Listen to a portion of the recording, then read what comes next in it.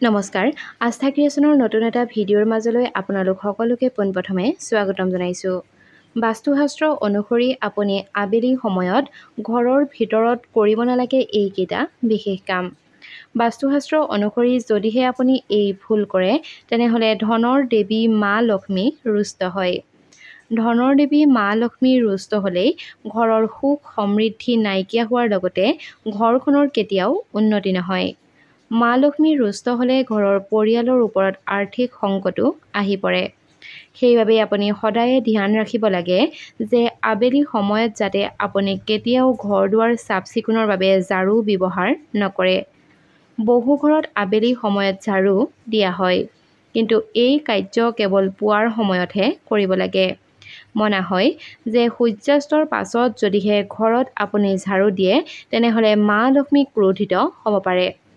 যদিহে কিবা কাৰণত আবেলি ঘৰত ঝাৰু দিবলগীয়া হয় তেতিয়া জাবৰবোৰ ডাষ্টবিনত গোটাই ৰাখিব লাগে আৰু পাছদিনাহে পুৱা গোটাই ৰখা জাবৰক আপুনি পেলাব লাগে। নিশা কেতিয়াও আপুনি জাবৰ পেলোৱা ধৰণৰ ভুল কাম নকৰিব। আপুনিও বাৰু প্ৰত্যেক দিনে ঘৰ ঝাৰু মৰাৰ লগতে প্ৰত্যেক দিনাখনেই বাৰু আপুনি ঘৰ মোহাৰেনে? কমেণ্ট কৰি জনাবলৈ নাপাহৰিব। সকলোৰে ঘৰত প্ৰত্যেক দিনে ঝাৰু দিয়া হয় নাইবা ঘৰ মোহাৰা হয়।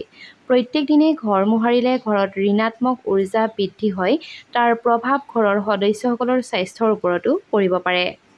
প্ৰত্যেক দিনে ঘৰ মোহাৰিলে ঘৰখন চাফ চিকুণ হৈ থাকে আৰু ঘৰত ধূলি বালি নাথাকে। প্ৰত্যেক দিনে ঘৰ চাফ চিকুণ কৰিলে আৰু ঘৰ মোহাৰিলে ঘৰৰ উন্নতি হয় বুলি বিশ্বাস কৰা হয়। ঘৰলৈ ধনৰ আগমন হোৱাৰ লগতে সুখ শান্তিও আহে। কোৱা হয় যে গুৰুবাৰৰ দিনা ঘৰ মোহাৰিব নালাগে। গুৰুবাৰৰ দিনা ঘৰ মোহাৰিলে ঘৰলৈ অহা লক্ষ্মী ৰুষ্ট হয় বুলি কোৱা হয়। ঘৰত সদায়ে ঘৰৰ মুখ্য দুৱাৰৰ পৰা ঘৰ মোহাৰিব নালাগে। এই কথা ধ্যান ৰাখিব লাগে যে দুপৰীয়া সময়ত আপুনি ঘৰ কেতিয়াও মোহাৰিব নালাগে।